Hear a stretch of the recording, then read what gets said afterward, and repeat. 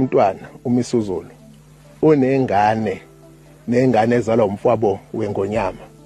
Lokho kulichilo ngokwezulu ukuhlobonga ngendlela yokuthi nxa kwenzekile labo ababesuke benze lokho babekhishwa bebizwe isibongo sakhe.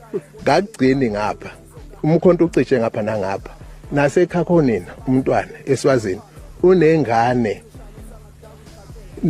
ezalwa udadewabo wendlovukazi. Lokho ke ngisho nokomthetho waseNingizimu Afrika incest icala nangokwesiko futhi ukuhlobonga akumekelekile. Njoba sithi ke indlunkulu iziqongo sokuvikela nokugcina kwesiko sisho ngoba endlunkulu eqhulwini kusuke kuyingonyama. Lesi sikhathi samanje ke uzoba nengonyama kanjani engeke izokwazi ukuthi inikeze iziyalo esizweni naseyinganeni